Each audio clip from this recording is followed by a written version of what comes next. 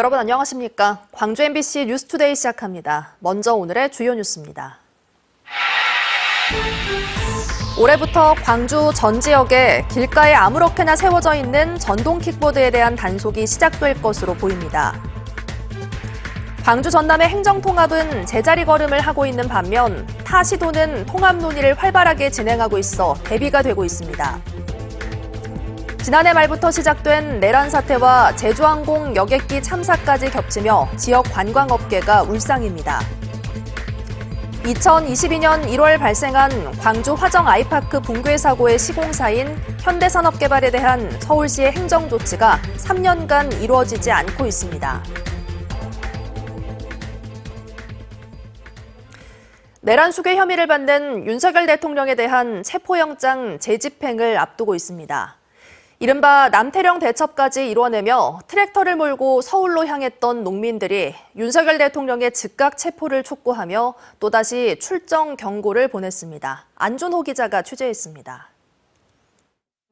지난달 윤석열 체포를 써붙이고 서울로 향했던 농민들의 트랙터. 경찰의 차벽에 가로막힌 28시간의 대치 등 이른바 남태령 대첩까지 겪었지만 그들의 바람은 이루어지지 않았습니다. 1차 체포영장을 제대로 집행하지 못한 공수처에 비난이 쏟아졌고 공수처장은 국민 앞에 머리를 숙였습니다. 경호처의 경호를 빌미로 해가지고 영장이 집행이 무산되었습니다. 그래서 국민들께 굉장히 진심으로 사과드리는 바입니다. 이러는 사이 국민의힘은 12.3 내란 사태를 원점 재검토해보자며 어깃장을 놓고 있습니다. 내란을 빼면서 지금 하는 것은 안고 없는 찐빵이고 1차에서 결의했던 명칭과 목적, 대상 기관에 대해서는 다시 한번 논의하면서 정리할 필요가 있다. 윤석열 체포영장이 재집행을 앞둔 가운데 참다 못한 농민들이 또다시 트랙터에 올라탈 준비를 하고 있습니다. 2차 영장도 이게 발부가 됐음에도 불구하고 만약 체포가 안 되면 저희는 다시 시동 걸어서 올라가겠다. 도관에 든 쥐처럼 하지 말고 당당하게 법의 심판을 받을 것을 그렇게 국민의 이름으로 명령하고 싶습니다. 국민보다는 내란 수괴 혐의를 받고 있는 대통령만 바라보며 체포영장 집행을 방해하고 있는 경호처와 여당에 대한 경고도 더욱 강해졌습니다. 내란을 했던 세력들을 옹호하는 국회의원들까지 생기고 이런 거 보면서 이거 나라가 진짜 제대로 돌아가는 건 맞는 건지 전동 중앙에서도 이야기가 되고 있고요. 농민들이 트랙터를 먹고 나와야 된다. 지금도 국민들이. 윤석열 대통령 즉각 체포를 촉구하는 농민들의 트랙터에 또 한 번 시동이 걸렸습니다. MBC 뉴스 안준호입니다. 수일째 눈이 내리다 그치기를 반복하고 있습니다. 현재 레더 영상 보시면 지금은 서해안 지역을 중심으로 시간당 1cm 안팎의 눈이 이어지고 있고요. 그 밖에 광주와 전남 대부분 지역에서 눈은 멎어 있는 상태입니다. 하지만 길이 매우 얼어 있습니다. 빙판길, 교통안전 또 보행안전에 각별한 주의가 필요하겠습니다. 현재 광주와 전남 많은 지역에 대설주의보가 발효 중인 가운데 추가적으로 눈은 더 내릴 것으로 보입니다. 특히 내일보다는 오늘 저녁까지 강한 눈이 집중될 수 있어서 주의하셔야겠습니다. 내일까지 예보된 눈의 양은 광주와 전남 지역에 5에서 10cm고요. 많은 곳은 15cm 이상의 눈이 내릴 가능성이 있겠습니다. 눈과 함께 심한 추위가 이어지고 있습니다. 특히 구리의 성삼재와 광주 무등산 등 산간 지역을 중심으로 영하 14도에서 15도 안팎의 매서운 추위가 이어지고 있고요. 바람까지 강하게 불면서 체감 온도는 더 낮은 기온을 보이고 있습니다. 그 밖에 광주와 전남 많은 지역에서 종일 영하권에 머무는 날씨가 예상됩니다. 광주의 오늘 아침 기온 영하 7도 안팎으로 어제보다 5도가량 낮은 기온에서 시작했고요. 오늘 한낮 기온도 영하 2도 안팎에 그치면서 오늘 낮 기온은 어제보다 무려 8도가량 낮겠습니다. 따뜻한 옷차림으로 나서시기 바랍니다. 날씨 정보였습니다. 지난해 말부터 시작된 내란 사태와 제주항공 여객기 참사까지 겹치며 지역 관광업계가 울상입니다. 어수선한 분위기에 지역을 찾는 관광객이 크게 줄면서 연말연시 특수 분위기를 누리지 못하고 있습니다. 보도에 유민호 기자입니다. 한 달 넘게 이어진 윤석열 대통령 내란 사태. 국내 항공사고로는 역대 가장 큰 규모의 제주항공 여객기 참사까지 어수선한 분위기 속 지역을 찾은 관광객 발걸음이 가볍지만은 않습니다. 요즘 제주항공이나 산행 때문에 많이 어지러운데 그래도 와가지고 잘 쉬고 즐기다 가서 애도 기간 지난 다음으로 날짜를 좀 조정해서 그래도 가서 유료해 주는 것이 훨씬 더 큰 요리가 되지 않을까 그렇게 생각을 해서 왔습니다. 연말연시 특수를 기대한 호텔 등 숙박업계는 직격탄입니다. 해맞이 행사는 물론 송년회, 신년회 등 각종 대관도 줄줄이 취소됐습니다. 숙소 예약률마저 줄자 가격을 깎으며 버티는 실정입니다. 소위 말해 카운트다운 등 이런 행사를 많이 준비를 했었는데 사실상 하기는 좀 많이 힘든 상황이어서 그런 부분들을 취소하는 과정에서 좀 호텔 현장에서는 좀 많이 힘들었던 것 같습니다. 경기 침체에 불확실성이 겹치며 식당 관광지에서 지갑 열기도 쉽지 않습니다. 관광업계는 일단 허리띠를 바짝 졸라매고 정부 지자체 지원과 연계한 대책 마련에 고심하고 있습니다. 숙박 쿠폰을 많이 발행을 해서 지방으로 좀 많이 내려갈 수 있는 그런 진흥책도 지금 마련하고 있는 걸로 알고 있습니다. 그래서 그런 것들을 저희가 잘 지자체들과 함께 상의해서 정부는 오는 27일을 임시공휴일로 지정하는 등 소비관광 활성화를 위한 대책을 잇따라 내놓고 있습니다. 다만 이런 노력에도 업계에서는 이 같은 침체가 당분간 계속 이어질 것으로 내다봤습니다. MBC 뉴스 유민호입니다. 길가에 아무렇게나 세워져 있는 전동 킥보드로 불편 겪으신 적 한 번쯤은 있으실 텐데요. 광주 일부 자치구에서 대대적으로 단속을 실시했는데 업체에서 바로 수거할 정도로 효과가 좋다고 합니다. 올해부터는 광주 전 지역에서 단속이 시작될 것으로 보입니다. 천홍희 기자가 취재했습니다. 횡단보도 근처에 아무렇게나 놓여 있는 전동 킥보드. 시각장애인을 위한 점자 블록 위에도 버젓이 놓여 있습니다. 통행을 방해하는 만큼 모두 견인 대상입니다. 많을 때는 거의 10대 그 정도 있을 때도 있어요. 그래서 사람들이 지나다닐 때 많이 불편해하고 차량도 지나갈 때 너무 불편해해요. 출동한 단속 공무원들이 사진을 찍고 신고 시스템에 올립니다. 광주 남구에 이어 지난해 11월부터 광산구에서도 단속에 나선 겁니다. 보시는 것처럼 주차 금지 구역에도 전동 킥보드가 여러 대 주차되어 있습니다. 광산구는 전동 킥보드 단속에서 1시간에 평균 10대가 적발된다고 밝혔습니다. 단속반이 신고 시스템에 사진을 올린 지 10분도 되지 않아 업체에서 킥보드를 수거하러 옵니다. 단속 이후 제한 시간 안에 킥보드를 수거하지 않으면 구청에서 킥보드를 견인하고 업체는 견인 비용으로 킥보드 한 대당 15,000원을 내야 하기 때문입니다. 30분이라는 시간이 있기 때문에 저희가 청소를 하다가도 바로 나오는 지금 상황입니다. 단속 효과는 확실히 나타나고 있습니다. 지난해 7월부터 대대적으로 단속을 시작한 남구에서는 업체에서 전동 킥보드 운영 대수 자체를 250대에서 100대 미만으로 줄였습니다. 광산구의 전동 킥보드 무단주차 민원 건수는 2023년 한 달 평균 76건에서 지난해 11월 39건으로 단속을 시작한 지 한 달도 되지 않아 민원 건수가 절반 가까이 줄었습니다. 통행할 때 이제 몸에 스치기도 하고 이렇게 넘어지기도 한 부분들이 있었는데 거리가 많이 깨끗해졌다 이렇게 말씀들 많이 하십니다. 광주에 등록된 전동 킥보드 업체는 2곳으로 킥보드 6,100여 대가 운영되고 있습니다. 광주시는 올해부터 광주 5개 자치구 전체에서 전동 킥보드 단속을 시작할 예정이라고 밝혔습니다. MBC 뉴스 천홍희입니다. 서울시가 2022년 1월에 발생한 광주 화정 아이파크 아파트 붕괴 사고의 시공사인 현대산업개발에 대해 3년간 행정조치를 하지 않고 있습니다. 서울시는 붕괴 사고에 대한 현대산업개발의 과실 정도를 판단할 수 없어 이런 방침을 유지하고 있다며 사고 관련 책임자들에 대한 1심 소송 선고 결과가 나온 뒤 처분하겠다는 입장을 고수하는 것으로 알려졌습니다. 또 오는 20일 1심 선고 재판이 예정돼 있는 만큼 재판 결과를 본 뒤 늦어도 3월 이내에 처분 내리겠다고 밝혔습니다. 광주지법은 2022년 9월부터 2023년 12월까지 30여 차례에 걸쳐 광주의 한 병원에서 총무과 직원으로 일하며 모두 4억 9천여만 원의 공금을 횡령한 혐의로 기소된 31살 A씨에 대해 징역 3년을 선고했습니다. A씨는 빼돌린 상품권이나 현금을 인터넷 실시간 방송 후원, 이른바 별풍선 결제 금액에 쓴 것으로 알려졌습니다.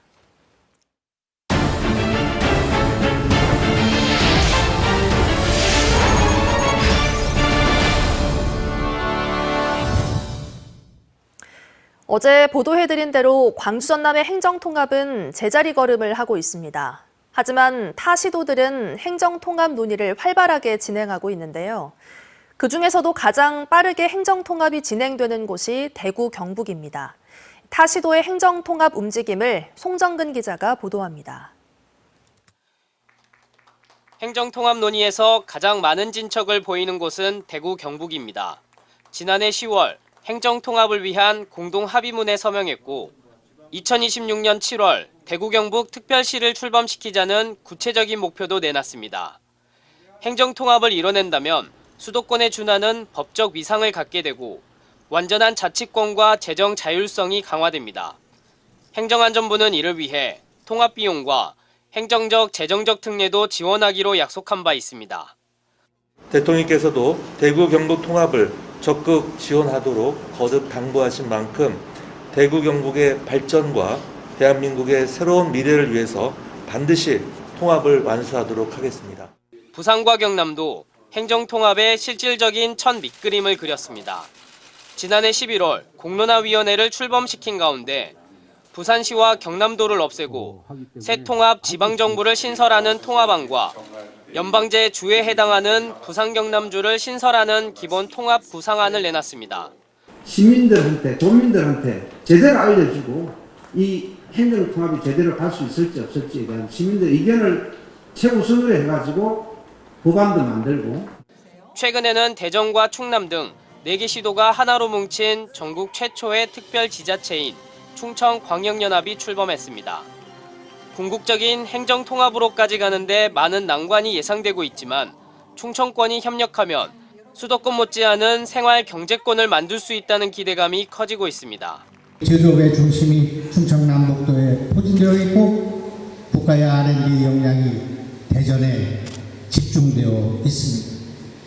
행정수도로서 세종시가 나라의 중심을 잡고 있습니다. 지자체 간 행정통합 논의가 급물살을 타고 있는 이유는 뭉치지 않으면 공멸한다는 절박함 때문입니다. 수도권과 지방 간 격차가 점점 벌어지면서 지역은 소멸위기에 놓이게 됐고 도시 간 통합은 더 이상 선택이 아닌 필수가 됐습니다. 행정통합은 지방정부의 입법, 재정, 산업 육성 등의 권한을 강화하고 중앙정부의 권한을 지방으로 이양하는 것이 핵심입니다. 이를 통해 수도권 일극체제에 맞설 수 있는 힘을 키우고 지역과 직결된 현장 중심의 자율적 행정을 가능하도록 하자는 겁니다. 중앙으로부터 권리를 지역으로 가져와야 지방이 스스로 내가 가진 그 자치권이 있어야 뭐 이것도 해보고 저것도 해보고 할 거 아니에요. 대통령 탄핵 정국 속에 타 시도들의 행정통합 논의가 힘을 잃었다는 평가도 나오고 있지만 행정통합과 관련한 타 시도들의 움직임은 광주와 전남과 다른 것만큼은 분명해 보입니다. MBC 뉴스 송정근입니다. 올해 광주 지역의 아파트 입주 예정 물량이 크게 감소할 것으로 보입니다.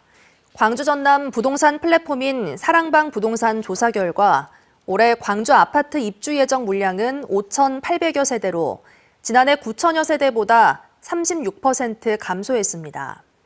이는 최근 10년간 광주 아파트 평균 입주 물량이 만여 세대인 것과 비교하면 절반을 웃도는 수준이며 입주량이 가장 적었던 2023년에 이어 두 번째로 적은 물량입니다. 겨울철 기온이 떨어지면서 산지 출하 작업이 부진한 무와 배추 가격이 오름세를 보이고 있습니다. 한국농수산식품유통공사 AT에 따르면 현재 무 소매 가격은 개당 3,330원으로 지난해 대비 50% 이상 올랐고 배추 한 포기당 가격도 5,660원으로 41% 올랐습니다. 배와 사과도 설 연휴 출하 대비 저장이 이어지면서 일시적으로 가격이 각각 42%, 14% 인상했지만 해당 물량이 출하되는 설에는 다시 안정세를 보일 것으로 전망됩니다.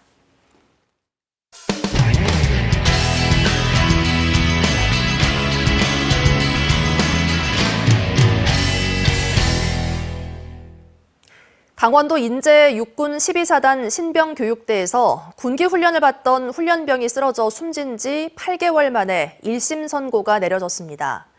재판부는 학대치사 혐의 등을 유죄로 판단하고 중대장에게 징역 5년을, 부중대장에게 징역 3년을 선고했습니다. 춘천문화방송 나금동 기자가 보도합니다. 얼차려를 지시했던 육군 12사단 신병교육대 중대장과 부중대장이 탄 호송 차량이 법원으로 들어섭니다. 사건 8개월 만에 열린 1심 선고. 재판부는 중대장 강모 씨에게 징역 5년, 부중대장 남모 씨에게 징역 3년의 실형을 선고했습니다. 재판부는 이번 사건의 쟁점으로 떠오른 학대치사 혐의에 대해 유죄로 판단했습니다. 이들은 군기훈련과 사망 간의 인과관계가 없다며 혐의를 부인했지만 재판부는 학대에 고의가 있었다고 판단했습니다. 피해자들을 상대로 한 혹독한 군기훈련을 지시했고 이런 비정상적인 군기훈련은 개인적 피해는 물론이고 군에 대한 국민의 신뢰도를 떨어뜨린다는 점에서 죄책이 무겁다고 지적했습니다.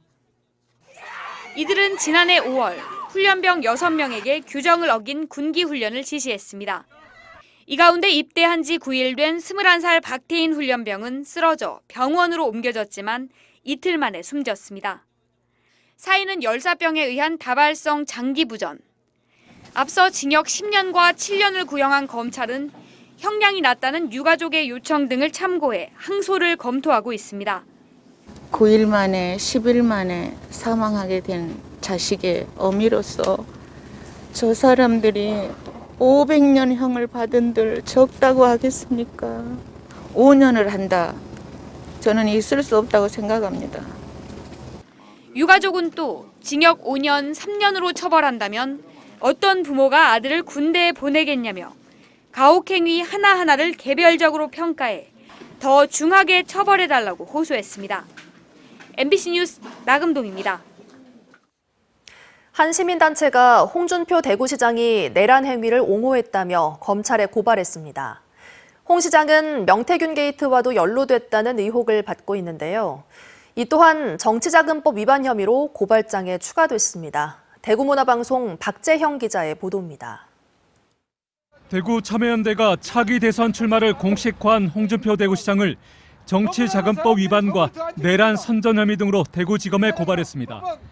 대구 참여연대와 뉴스타파 등에 따르면 지난 2022년 대구시장 선거 당시 명태균은 최소 8차례 비공표 여론조사를 실시했습니다. 이들은 홍 시장의 측근이 홍 시장이 지불해야 할 여론조사 비용 1,000만 원을 대납해 정치자금법을 위반했다고 주장했습니다. 측근 중 한 명은 홍 시장이 경남도지사 시절 경남도 산하기관장을 지냈습니다. 이게 선거 관련되어 가지고 8번이나 조사를 하고 그 조사 비용을 갖다가 정치자금법에 해가지고 처리를 제대로 하지 않는 것은 명백하게 정치자금 위반 아닙니까? 검사 출신이 이걸 모른다. 말이 되지 않지 않습니까? 홍 시장은 측근의 단독 행위라고 반박했습니다. 홍 시장은 자신의 SNS에서 이 사건은 명태균 일당이 캠프가 아닌 측근인 박 씨로부터 개별 의뢰를 받고 돈을 받아 챙긴 사기 행각으로 자신은 해당 여론조사를 구경도 하지 못했다라고 주장했습니다. 그러면서 명태균 관련 의혹에 털끝만큼도 관련이 없다고 선을 그었습니다. 시민단체는 또 홍 시장이 내란 우두머리 혐의를 받는 윤석열 대통령을 옹호했다며 내란 선전죄도 고발장에 포함했습니다. 홍 시장이 비상계엄을 해프닝으로 치부하고 비상계엄은 고도의 정치행위로 사법심사의 대상이 안 된다. 탄핵 수초안이 가결되면 배신자들은 모두 제명 처리해라는 등의 주장을 잇따라 내놓았다는 겁니다. 내란 수계를 옹호하고 내란 원조 동상을 세우고 그 동상을 앞세워서 권좌에 앉겠다는 야망을 드러내고 있는 홍준표. 더는 저희는 용납할 수 없습니다. 지난달 27일 사법정의 바로 세우기 시민행동도 홍 시장을 정치자금법 위반 등의 혐의로 고발했습니다. MBC 뉴스 박재영입니다. 장애인의 이동권 보장을 요구하며 버스 탑승 시위를 벌인 장애인 단체 회원들이 교도소에서 노역형을 살게 됐습니다.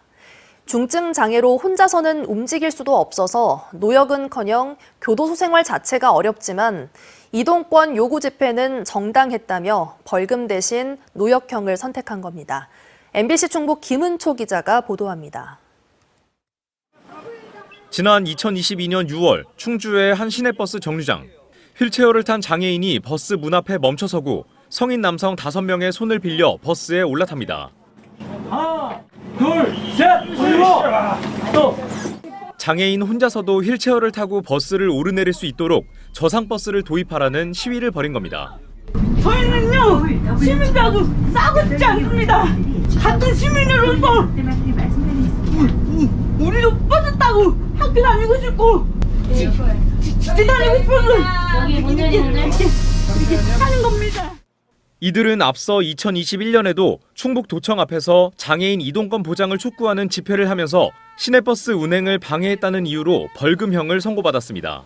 그런데 100만 원의 벌금을 안 내고 버티다 석 달 만에 교도소 노역장으로 가게 됐습니다.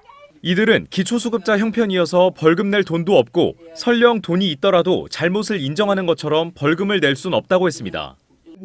법에 분명히 명시되어 있거든요. 장애인 이동권을 줬자라고 저희가 다시 한번 요거를 한 건데 그건 마치 불법 집회라고 뭐라고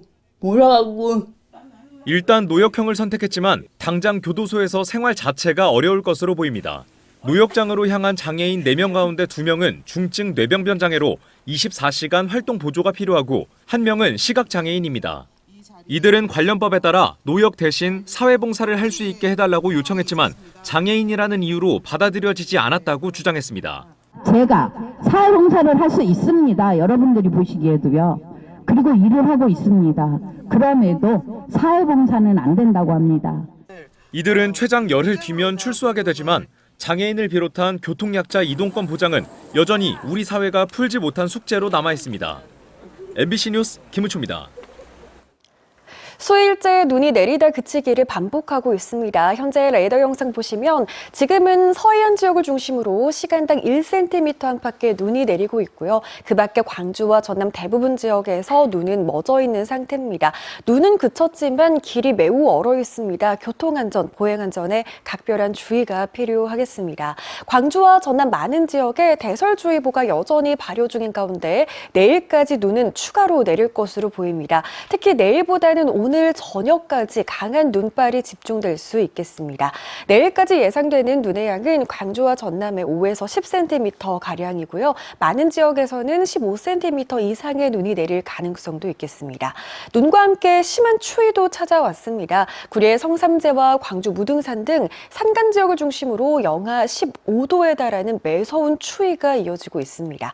광주와 전남 많은 지역에서 오늘 기온 크게 내림세를 보였습니다. 광주의 오늘 아침 기온 영하 6도 안팎으로 어제보다 5도가량 낮은 기온에서 시작했고요. 한낮 기온도 영하 2도에 그치면서 낮 기온은 어제보다 8도가량 낮겠습니다. 종일 영하권에 머무는 지역이 많겠습니다. 무안도 영하 6도 안팎에서 출발해 한낮 기온 영하 1도에 그치겠고요. 현재 곡성에서는 영하 8도 안팎의 매우 심한 추위가 이어지고 있습니다. 바다의 물결은 전해상에서 최고 4m로 매우 높게 일겠습니다.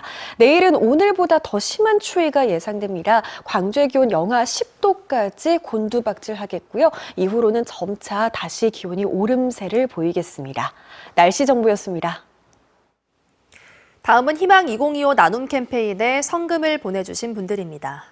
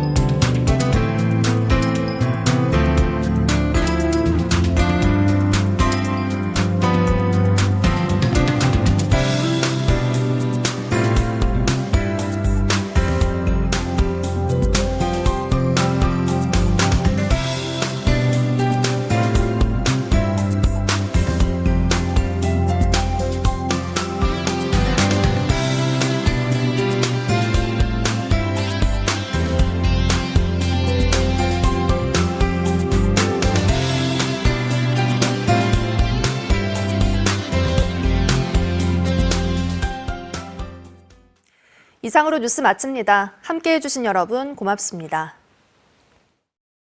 언제 어디서나 내 손 안의 뉴스. 광주 MBC 뉴스 유튜브 구독으로 함께하세요.